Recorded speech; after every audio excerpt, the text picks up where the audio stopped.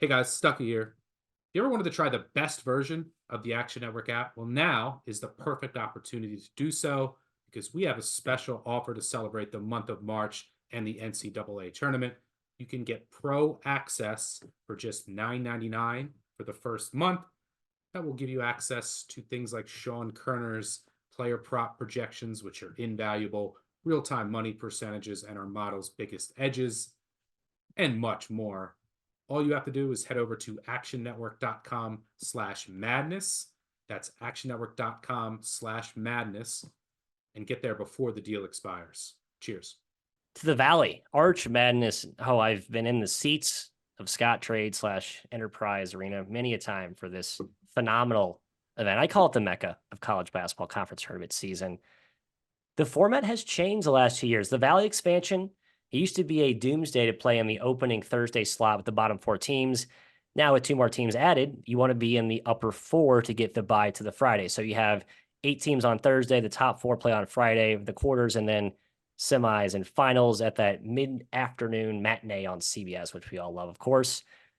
The key storyline here, Jim, the 2-bid Valley Quest. Drake, Indiana State, I think the whole league wants to see meet in the title game as the 1 and 2 seeds respectively, probably setting up for a pretty clear path for a 2-bid Valley there, depending on who wins that game. But Bradley's been kind of the darling in this league, the tournament, I should say, the last 5 years. They've won it 2 of the last 5. They always perform well in this field. Does Brian Wardle have some magic juju in this, or just sort of happenstance, circumstantial nonsense that we don't care about? Yeah, maybe. I mean, yeah, Wardle's been the warden of this event. And I mean, partially going back to what I was saying about the Coastal, it's kind of been because Bradley's been like the half-court grind defensive team that can, force you down into the muck. And I think typically unders are very good in Arch Madness. I can look up that data while the other guys go through their takes on this. But I think we do see the top 2 teams make the final. I think we get the Drake and the Indiana State showdown that everybody's hoping for. Kai, we saw the first game head-to-head in Terre Haute this year. It was a doozy, but I do think Drake ends up winning. My one fun trivia fact for you guys here, since February 1st, continuing my little filter of this, who is performing the best in the entire Northern Missouri Iowa Valley? Is the right answer, Jim. They're my pick to win this. That's my teaser. Incorrect, Matthew. I love the confidence, though. I love the just plow through. Kai, I'm going to give you a chance as well. Drake. It is not. Drake and Indiana State are 58th and 61st since February 1st. But coming in number 1, shouts to Dave Connolly, who is DMing me about this. Belmont, 42nd in the country since February 1st, has a lot to do with Jacoby Gillespie returning and getting healthy in the lineup for the Bruins. Matt, your boy Casey Alexander. It's still kind of, Belmont's new to the event, having come up from the OVC just recently. But there's a chance at some of the longer shot odds there that they could make a run. But Matt, just right back to you. Northern Iowa, the team that you like. So we're kind of squaring off with our sleeper picks there in the 4-5 game potentially. Yeah, Belmont's been great. They basically had 3 seasons. They started off really well, and they kind of hit that skid without Gillespie, and now he's back, and now they're awesome. And it's a young team, right? Like Malik Dia, a sophomore, they had a bunch of other sophomores around Gillespie, around Keyshawn Davidson, who's their de facto veteran. Gillespie is one of these kind of younger mid-class dudes who, man, if they all come back next year, this could be like a top-tier favorite in the conference. But for this year, I still think it's going to be a battle of the big boys, the premier program, the premier Valley programs.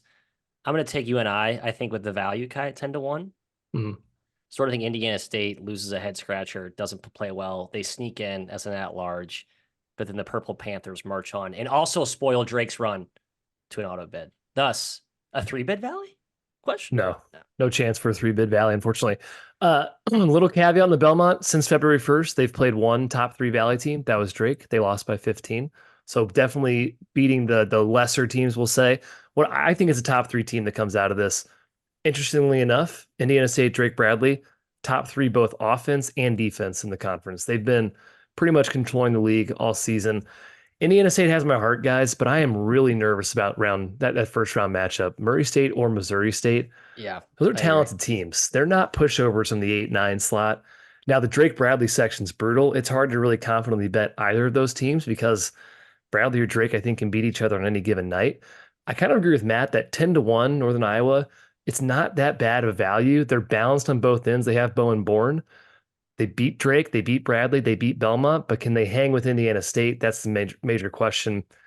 I just hope it's Indiana State here, Jim. I think UNI is the best value. I think I'll go with Indiana State to win the tournament, but I'm still nervous about it. Yeah, you mentioned the matchup with Missouri State and Murray State. I do think that is a tricky one for Indiana State right away. They were scorching hot in the first half against Murray State. I watched that game over the weekend here.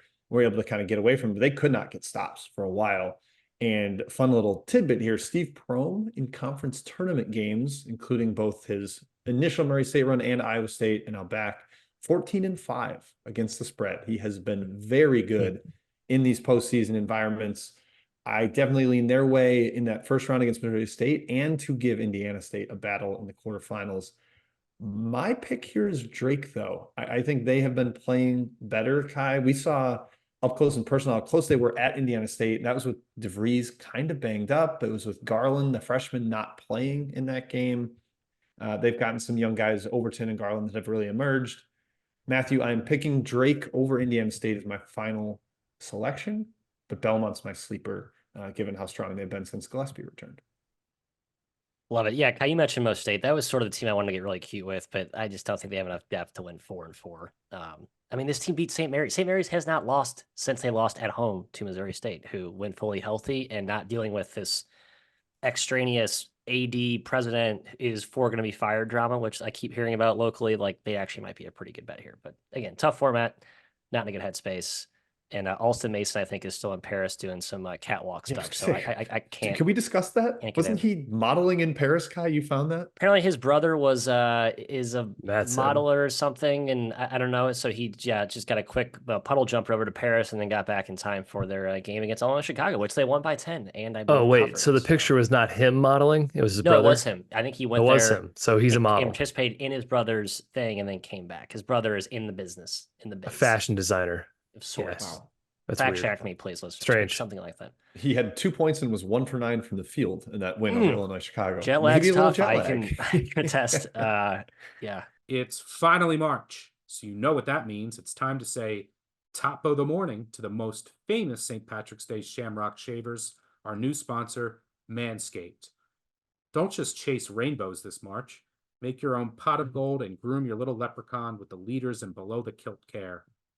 Clear your clover forest with Manscaped's Lawnmower 5.0 and join the 10 million men worldwide who trust Manscaped. Head over to manscaped.com and use code BBOC for 20% off plus free shipping. The Lawnmower 5.0 Ultra is your new lucky charm, and it's fully waterproof. So go ahead, shave by the misty moors, shave under a waterfall, shave while betting a second half total. The world is yours. Get 20% off and free shipping with code BBOC at manscaped.com. That's 20% off and free shipping with code BBOC at manscaped.com. This St. Patrick's Day, make sure your hairy little leprechaun is luckier than ever with Manscaped.